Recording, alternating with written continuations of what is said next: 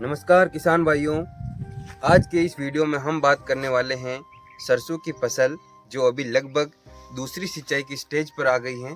उस समय कि आप देख सकते हो इसकी हाइट हो गई लगभग 6 फीट, 5 सवा 5 फीट हाइट हो गई है और फ्लोरिंग भी अच्छी फ्लोरिंग हो रही है और ये इसमें फलियां बनना भी शुरू हो गई है।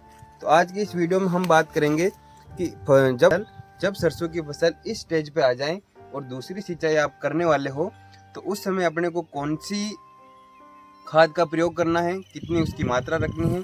इसके अलावा इस स्टेज पर कौन कौन से रोग लग रहे हैं, उन रोग का कारण क्या है और उनका कंट्रोल क्या है।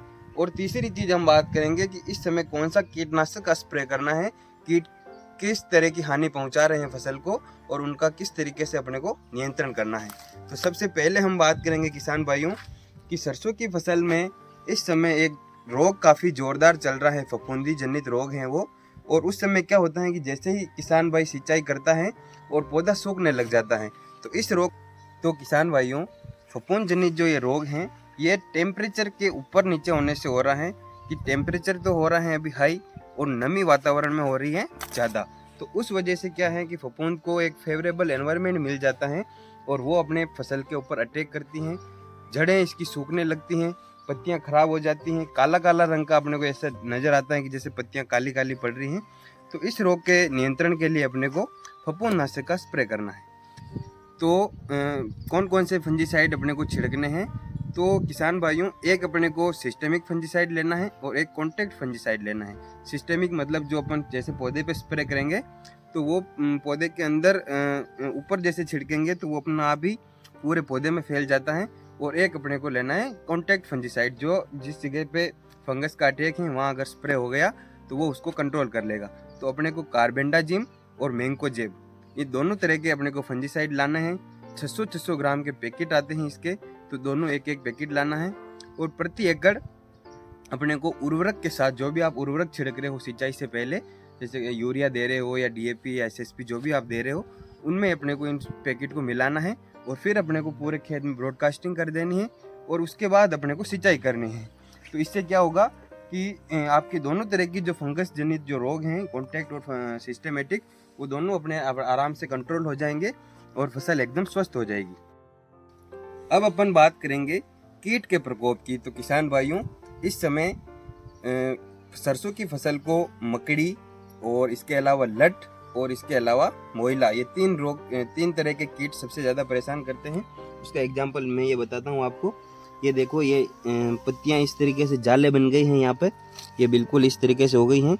और ये जो लटें और जो मकड़ियाँ हैं वो इस तरीके से पूरे पौधे को एकदम डंडा जैसा कर दिया। ये देखो बिल्कुल डंडा बच गया है, पत्तियाँ खा गई हैं। और जो पुष्प वाला जो क्षेत्र है वो तो इस पौधे के देखो बिल्कुल गायब ही हो गया है। तो इससे नियंत्रण के लिए अपन ने एक तो फंजीसाइड छिड़क दिया है, इसके अलावा अपने को कीटनाशक का स्प्रे करना है। कीटनाशक में क्या है कि दो तरह के डोज दे सकते हैं अपन, एक तो क्लोरोसाइफर और इमामेक्टिन बेंजोएट। तो क्लोरोसाइफर क्या करेगा कि जो मोइला या जो छोटे छोटे जो रस चूसक कीट हैं उनका नियंत्रण कर देगा। और दूसरी चीज़ है अपने इमामेक्टिन बेंजोएट, जो भी लटें इसके अंदर लग रही हैं या मकड़ियाँ लग रही हैं तो उनका नियंत्रण अपने ये दोनों अपने को इसके साथ मिलाना है और 6 टंकी पर बीघा के हिसाब से अपने को स्प्रे करना है।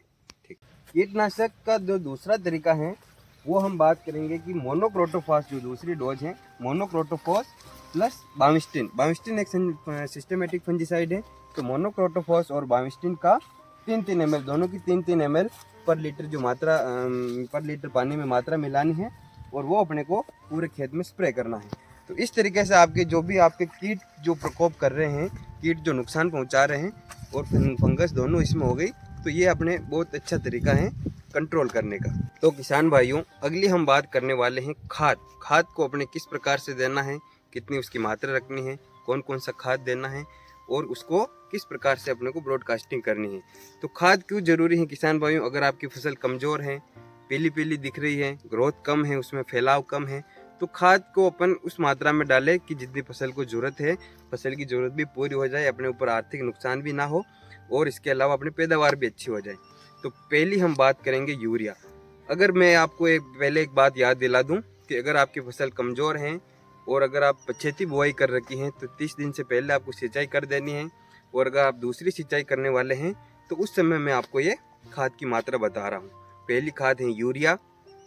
यूरिया अपने को 30 से लेकर 50 किलोग्राम प्रति एकड़ के हिसाब से फसल को देना है और सिंचाई से पहले देना है। अब 30 से 50 किलोग्राम यूरिया अगर किसान भाई दो सिंचाई में दे तो वो और ज़्यादा बेहतर है, क्योंकि यूरिया क्या है किसान भाइयों, अधिक घुलनशील है। एक ही साथ अगर आप अपन यूरिया देते हैं तो जितनी अपन मात्रा खेत में डालते हैं वो अपनी फसल को पूरी नहीं मिल पाती है। कुछ तो घुल के ज़मीन के अंदर चली जाती हैं, कुछ हवा में उड़ जाती है।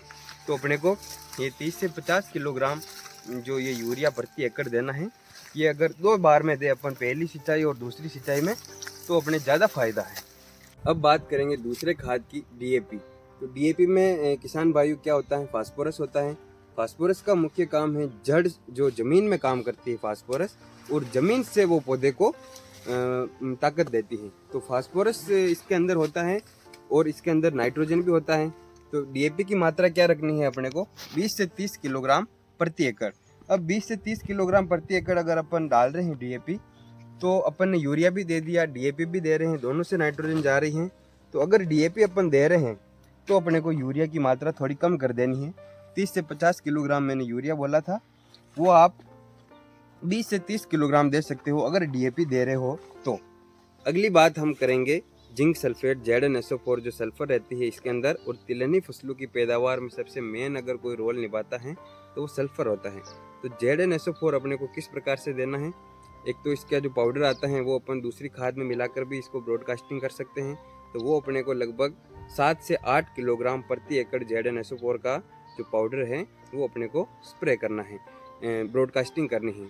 अगर अपन उसका फोलियर स्प्रे कर रहे हैं लिक्विड में मिला के, तो लगभग जो ZnSO4 33% जो आता है वो अगर अपन ले रहे हैं, काम में ले रहे हैं, तो उसकी 3 ग्राम प्रति लीटर मात्रा लेनी है। तो लगभग 16 लीटर की जो टंकी आती है उसमें 50 ग्राम अपने को मिक्स करना है और उसका स्प्रे करना है।